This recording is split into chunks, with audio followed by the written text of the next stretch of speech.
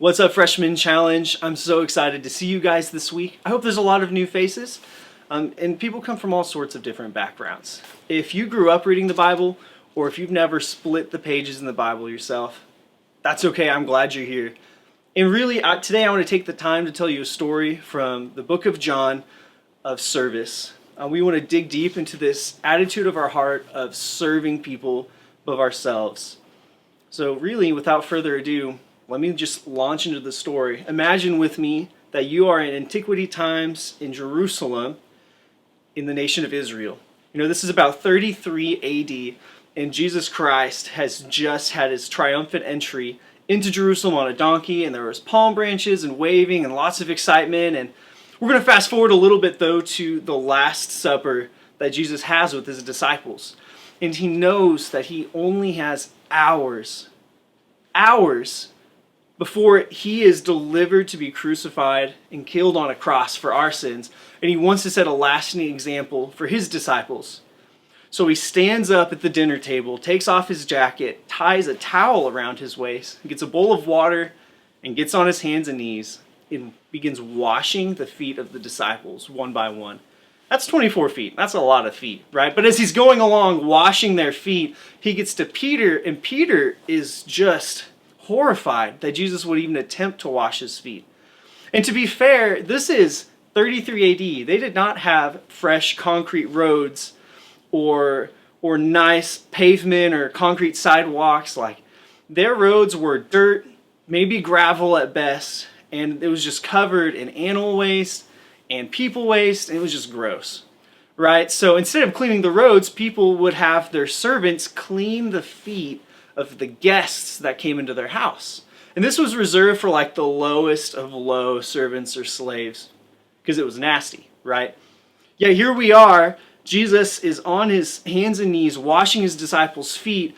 And Peter's like, dude, stop touching my feet. I'm not going to let you do this. And Jesus says, dude, if you don't let me wash your feet, you get no part in me.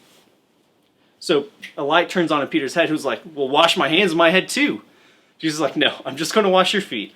So he keeps going. He washes all of the disciples' feet.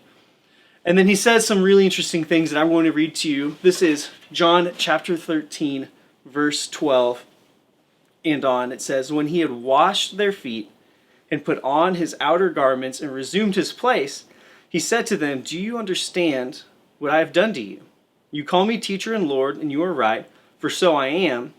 If I then, your Lord and teacher, have washed your feet, you also ought to wash one another's feet. For I have given you an example that you also should do just as I have done to you. Truly, truly, I say to you, the servant is not greater than his master, nor a messenger greater than the one he sent. Greater than the one who sent him. If you know these things, blessed are you if you do them. And that's it. Like, that's the whole idea, right? That Jesus is saying, like, one, you're not better than me because I'm God, and since you're trying to follow me, know that I put myself in the lowest of low spots to serve you. So if we follow that train of thought, right? It's like, so I'm supposed to wash people's feet because Jesus did. Yes, that's absolutely right. Except your roommate might think it a little weird if you start trying to scrub their toes. So let me give you some ideas, right? Washing the feet was the example. What you might do is the dishes for your roommate when it's not your week to do the dishes. Or maybe take a break from playing your video games and help someone proofread their paper. Or maybe you just take out the trash. You decide, I am always going to take out the trash because I want to love my roommates. And that's the kind of sacrifice Jesus wants, except even more, because if you find yourself constantly running out of time, energy, and money from serving people, know that you're in good company. Because didn't Jesus make the very people that only a couple hours later ended up crucifying and killing him on a cross? He loved them regardless of how they treated him. And we're called to do the same thing, right? No one should outserve us.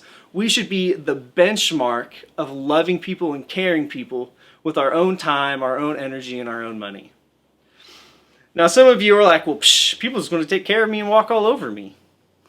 Yeah, a little bit, right? But know that there's like scriptural limits to how much you should be doing this. Like, if you are helping your roommate so much that they are no longer doing their homework and failing out of school, maybe you back off and you let them take some of the reins, right? In 2 Thessalonians 3:10 it says, if anyone will not work, let him not eat. So with that being said, I'm sure you've got a lot to talk about. Talk with your discussion leaders, throw around some ideas, and come back for a wrap-up. Hey guys, welcome back. I hope you had a great discussion, and I'm looking forward to how you guys are going to serve each other and others this week. So I want to leave you with this verse I think is super relevant. It's Philippians 2:3 and 4. It says, "Do nothing out of selfish ambition or vain conceit, but rather in humility value others above yourselves, not looking to your own interests, but each of you to the interests of the others." So please don't walk away from this thinking that was cool, but instead thinking, man, I'm totally going to do this week and watch my roommate be so confused that the dishes are already done. Right? So with that being said, come back next week. I'll be talking about living an open and honest life, and I don't think that's something you want to miss. See you later, Freshman Challenge.